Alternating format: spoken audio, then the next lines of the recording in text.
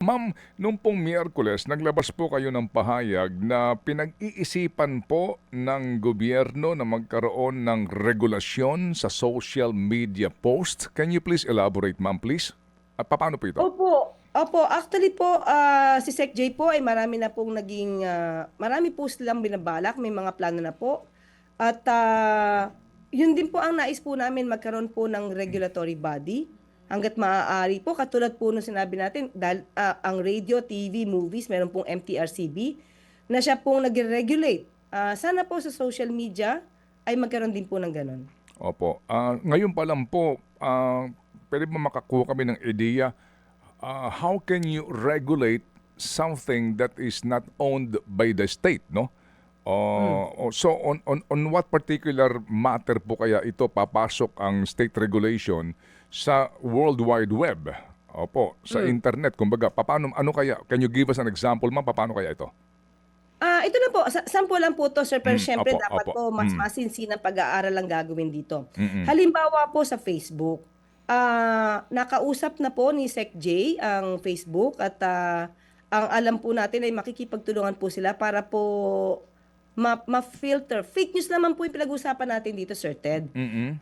Hindi naman po yung mga opinyon na kumbaga, mga Mm. lehitimong opinyon na hindi naman po nagbabago ng mga kwento. Ang kakailangan nila po natin dito, yung fake news, katulad po nung nangyari sa Supreme Court. Maliwanag, mismo Supreme Court po nagsasabi na may fake news. Sila yung Mm. nabiktima rin ng mga fake news. Yung mga ganun po, kung ma-identify po natin talaga agad-agad kung sino ang gumawa nito, ay kailangan po talaga na mabigyan ito ng karapatang penalty Mm. o sanction. So, yun lang po kasi ngayon po parang lahat po ay pwedeng sabihin kung ano-ano, pati mura, I mean, mali-maling kwento, mali-maling facts na pinapakitang yun ang di umanong katotohanan, nakakalito po yan sa taong bayan eh.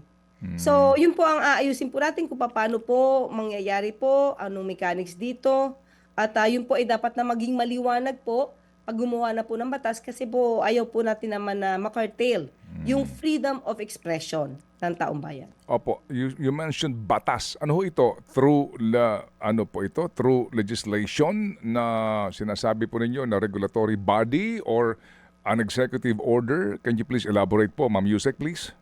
Opo, makikipagtulungan na lang po tayo sa Kongreso para gumawa ng batas patungkol po dito para ma-define kung Mhm. ano ba talaga ang fake news, disinformation. So makikipagtulungan po tayo. Hindi naman po ito dadaanin lamang sa executive order. Baka kasi sabihin, eh, baka ma-misinterpret na kinakartel po natin yung freedom of expression.